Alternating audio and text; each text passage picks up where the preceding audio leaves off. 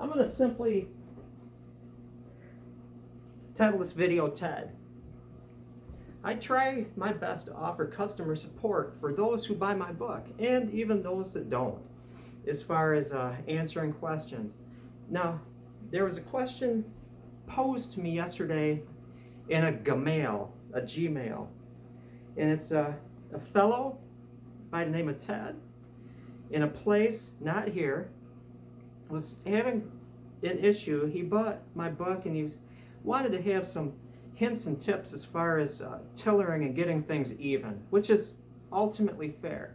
Before I start this though, this treatise on tillering, which is, that's at the root of bow making, because bows aren't made, they're tillered. I'm going to go over some of the history. I happen to have in my possession, sitting right down here, one of the very first bows that I made that was successful. It wasn't that powerful, but it was actually a working bow, and the construction is kind of unique because I was working in a vacuum. It was before YouTube, and it was before I had the ability to even know that there was a traditional Boyer's Bibles out there. I was just a young man interested in making a bow. And here it is. Look at this weird little thing. That's hickory made from a sapling, and the bow was actually made from a sapling that I cut just this long. The limbs are just split. This is one side, this is the other side, joined at the handle by another piece of hickory right here, then bound with sinew, and then hickory bark, brain tanned leather, and then stitched with, I don't know, maybe horsehair. And so this is it. I'm not going to string it because what happened is that the bark broke loose right there, and the bark was actually an integral part of the back, and so this limb now is more bendy because the bark split off of it. But I still keep this fine little bow just because. In my progression then, this is made out of walnut, a walnut sapling. It's not the heartwood, it's the sapwood, but it's kind of an interesting little shape, and I'm thinking that this would be the perfect candidate because you see there's a ton of string follow. It's a rounded cross section in the belly, which doesn't really promote too much viability in this shape, but this would be the perfect candidate to steam this string follow out of it, then heat treat the belly, heat treat it and sinew back it, and the sinew backing should actually help make this little horse bow like shaped thing a viable, decent bow. The sinew will add draw weight, it will add a resistance to the natural occurring string follow, which I think is a lot of it is due because of the rounded cross section here. All the compression is along this little narrow band. Then heat treating, it's worth an experiment. I don't know if it's going to work out. That's how we learn. Be willing to take a chance. Be willing to invest time in something that may or may not work, because it's trial and error. That's how we learn. It's all too easy in these modern days I want to be successful and know everything right now. It's not. It doesn't work that way. I'm still learning. As I'm sure the greats of bow making will attest to. Your journey is never ending. You're constantly learning. That's why in a couple instances people have called me a master bow maker. I shun that. I am not a master by any means. There is just so much to learn. The more I learn, the more I realize I don't know. And so to me, I'm just a guy that makes bows. I'm just a guy that has made a lot of bows, so I've progressed in my learning journey to a point, but I haven't reached the end. Master is not a word that is within my scheme. And this is another one. This is just a little version of a simple D bow, hickory. I don't know why. I don't remember why I took that's linen. That's linen, and then this is hemp, just as a matter of decoration. I was always big into, I'm going to make this thing and then I'm going to make it my own. But that is it. That's kind of a little glimpse into my journey of bow making. Now I am going to use this bow in describing some hints and tips of tillering, just because, hey, this is eye candy. And I'm not going to be working in here because it's a living room and my vacuum is absolute crap. It's the trouble with buying a cheap vacuum cleaner. One more bit of eye candy. It's the quiver. This is the Impossible braid right here. And this is just one piece. And I might do a video, how do you do the Impossible braid? And also, I might do one on that feather decoration. And I actually kind of tied it there so it's not flopping around.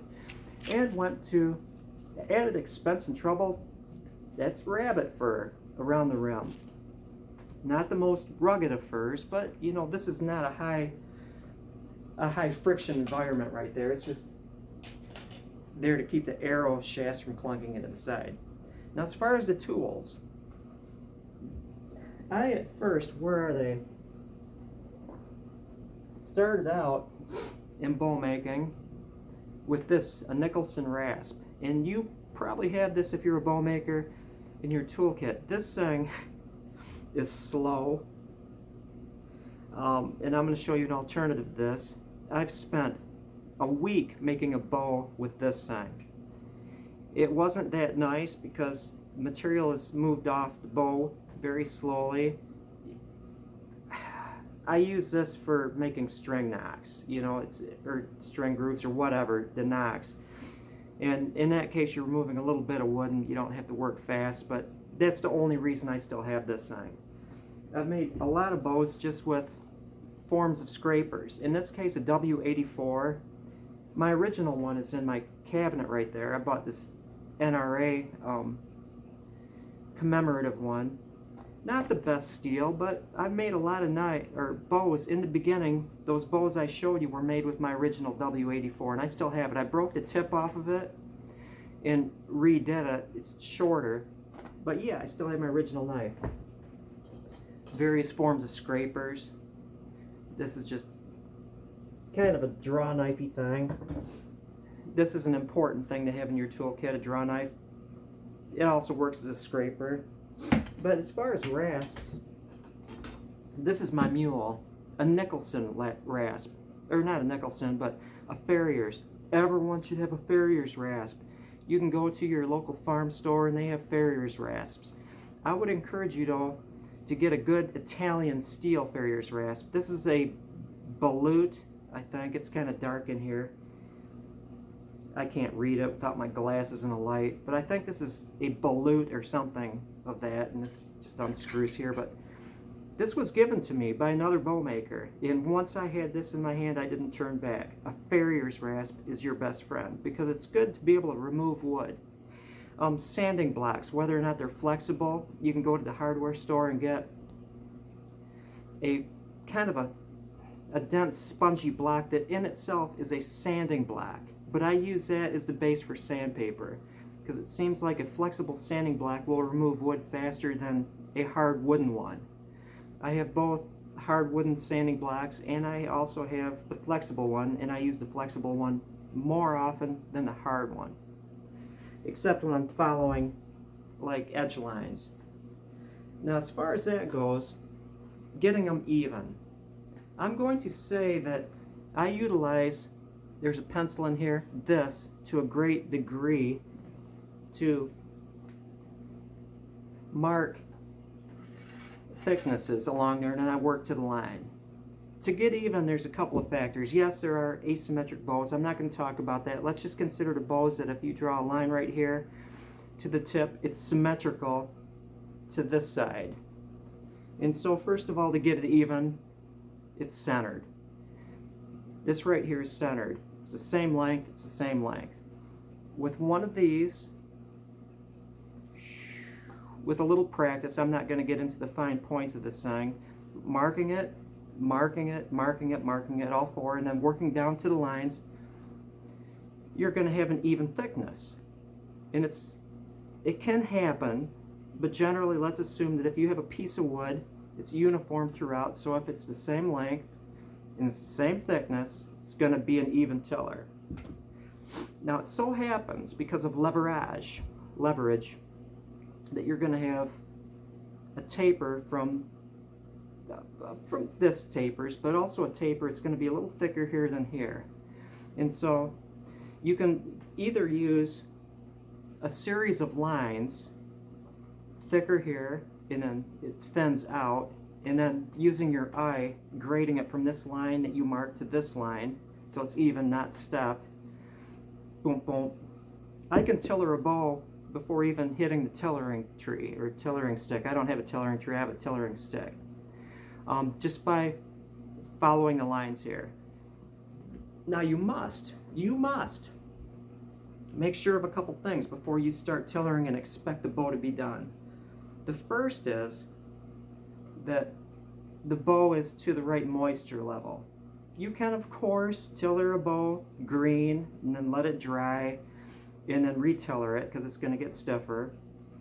And it's easier to work green wood than dried wood, finished wood. But keep in mind, you don't want to put too much of a bend in here while it's green. If it's a green bow, it's not finished, forget the idea of finish tillering it.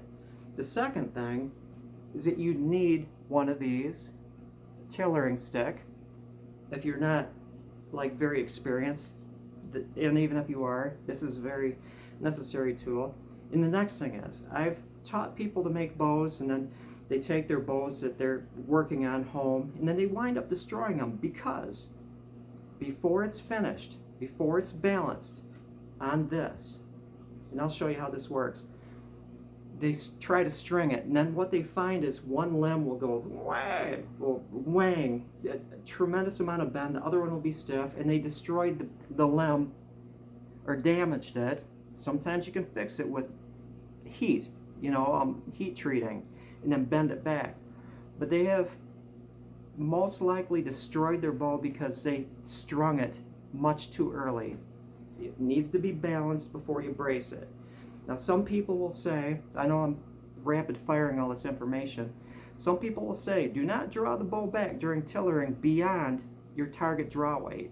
I wouldn't go that far. I would bend this as little as possible until you feel that it's finished and balanced and almost to the right draw weight.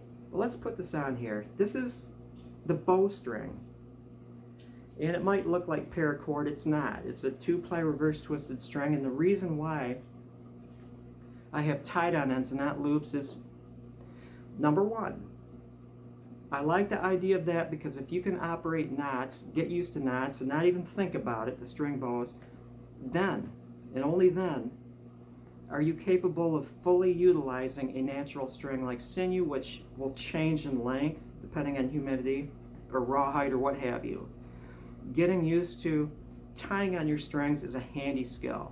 And honestly, after a lot of practice, you don't need a loop. You can string a bow almost as fast by tying it on, and plus you have the ability to adjust the brace height a lot more. If you're going to leave it strung a long time you're hunting, or if you're just going to go out and shoot it for an hour, I would personally have a different brace height on it. I don't care about arrow spine. I really don't. And I don't care about having a correct brace height, and I can still hit stuff. It goes from being technical to metaphysical. I know that sounds new agey and hippie-ish, but really, bows, once you get into it, being able to hit what you want goes from technical to metaphysical. If you see my weird shooting style, I might even be getting the handle out of the way because it is very twitchy when I shoot. I might be getting the handle out of the way of the arrow to reduce the paradox. I don't know. I'm not that worried about it. But anyway, you must have one of these, and you must have one of these things. Now you have it almost even to begin with if you follow my method. If you've worked down to the line, or if you're working on a stave bow, think topographic maps. You got it? You can also even them up, generally speaking, and there are differences in, you cut a sapling and there's going to be a difference in a lot of things, dimensions, what have you, as you work up. But let's say the perfect bow, you cut a sapling and it's completely uniform from tip to tip. You can also tiller a bow by looking at the growth rings, because you're going to see a pattern of V's on the belly, the growth rings. Topographic map, because this is curved, you're going to wind up seeing V's here and not just straight lines of growth rings. And so I'm making a handle, and it depends on the tightness of the growth ring, so this is not exact. I'm going to see, just as an example, typical growth ring, from the center of the handle, I'm going to see 3 V's in short order, from here to here, 3 V's. And then I'm going to see another V, depending on the length of the bow, and maybe another one, so there might be a V here, and there might be a V here, and then no more V's. And if I have the same number of V's in growth rings at the same length from the center of the handle, the bow is tillered, provided that the width is symmetrical. So I don't even need to use a tillering tree. All I need to do is either follow my lines or do the V's, floor tiller it, and because I was careful and worked to my lines, tapering it with the V's, I'm going to be able to then put the tillering string on here. This is how I get away with it. I know I said always use a tillering stick, but after a while you don't need one. I'm going to string it. Look at this, I'm not bending the bow whatsoever. It's my knot. Too caffeinated at this point, so I'm not going to be very delicate here, or precise. And I'm going to, and it's a matter of sight. See my eye in the line? I'm going to be able to see that bend there. See that bend there? Look at it this way. It's pretty darn even. And then I would be confident enough to string it, even though I said don't string it without putting it on this. I'm talking if you have experience and you're good here. But let's look at this thing. I can set this thing onto a table and then measure it, measure distance from the table to the tip. And if I need to remove a lot of wood, I'll use this thing, sighting down it. I don't want to see a hinge here, and I'll be able to, one eye closed, operate this, or I can use a scraper, or I can use my sanding block. And when I can put this on a table and it's within a ½ an inch, this measurement and this measurement, then I can string it, and then I can, using the tillering tree, or do whatever. You know, a lot of exceptions here, a lot of don't do this and then I'm telling you to do this. Experience will correct all my misinformation here if you feel I have misinformation. It's a learning process. It's trial and error. It's making mistakes. There are no quick and easy answers. But I hope I answered a few things. And again, I'm using this bowl because it's eye candy. Now, craft time. If you are indeed an experienced bow maker and you realize that in many cases, or in my thinking, I'm looking at these things, and the reason I do a lot of decoration is this is my home. This is a weird thing to say. I don't live in a quiver, but this is my home. This is me. These are my power objects. This is what's important to me, so I'm going to add my own personal little stuff to it. One of them is the feathering.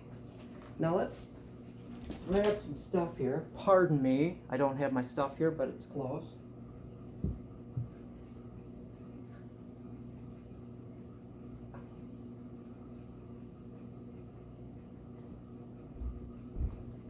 Feather. Now I'm going to use a turkey feather in this, and you can talk of different feathers, owl feathers, hawk feathers, which you're not supposed to have in turkey feathers. Turkeys are not the complacent little animals that people think they are. There's a lot of depth to a turkey, so turkey feathers are okay. What I'm going to do is I'm going to bend this over, and I'm going to have a loop in here, and this is how I do it. With the turkey feather, I'd probably just take it and just rip some of these feathers off, even them off. If it's a skanky feather that has been laying around a long time and it's kind of stuck together and it's ranging, it's not a pretty feather-like thing, put it under hot water, let it dry. Feathers have a remarkable healing capacity. Now, I am going to take, this is 220 grit, it can be 120, it could be whatever. I wouldn't use 80. I'm going to wrap it around a round thing. A pencil, then I'm going to take it like this. This is the back of the feather. And I'm going to work on this side. And what I'm going to do is I'm going to sand around into here. I'm going to sand through this side. And you will see it when I'm done. It's like I'm sanding through the feather. And I'm not going to use hot water in here. Before I put this bend in here, I would soak it in hot water, but I'm not going to because it would just take extra time and it'll probably work out without soaking.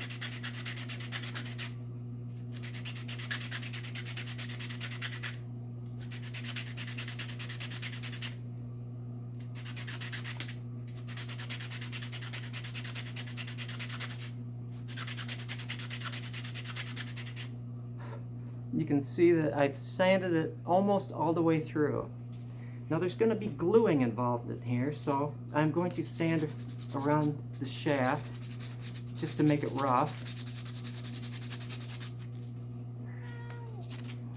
Between the notch and the feather. There we go. Next up, I clip the end off of it, and now I'm going to, boy, my eyesight in this light, I'm going to split that out and remove this little thing here. Now there's a notch up here. I'm going to put a piece of sinew in here before I do this because it might be a small hole. Put that in there, and then I'm going to bend this around. This is challenging because my eyesight. I'm going to put that around and then bend it down so that upper portion with the notch can fit around this thing. And I take my tie,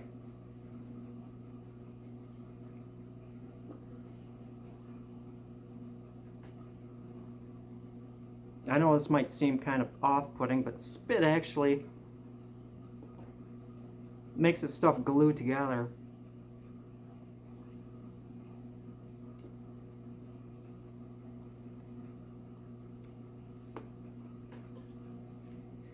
My tie, and I'm going to wrap that around there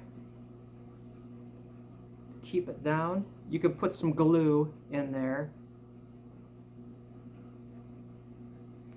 to keep the vein or whatever you call that together.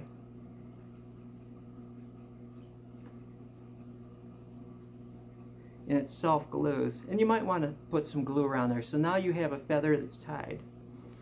If you notice on my quiver, the natives used to use like felty stuff around there. Let me grab some felt.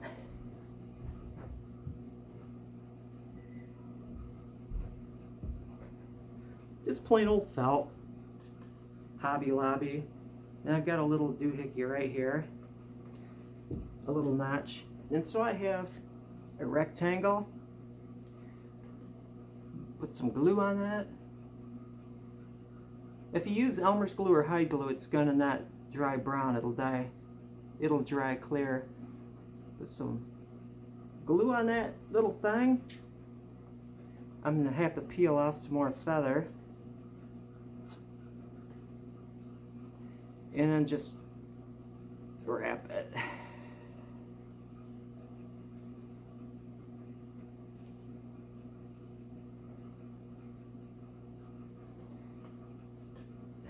Now it's not going to want to cinch down too much, so I'm going to take another piece of sinew.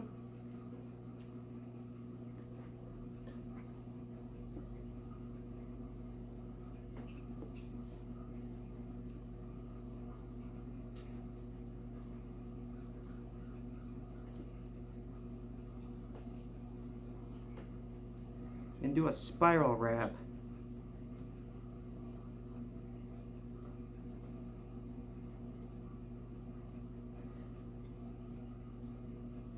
and then tuck it in here. And you can smear hide glue over the whole thing and then trim off the little hairs. Ah, this is so hard when I can't see.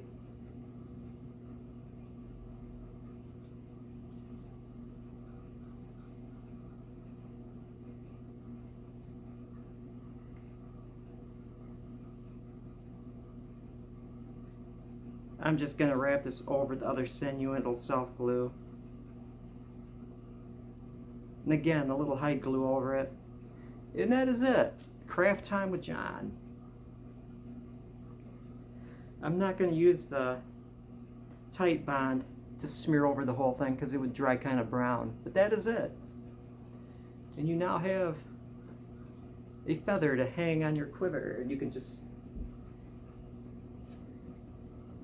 tie it on any way you can. And that is all. Theodore, I hope I answered your question. That's a wrap.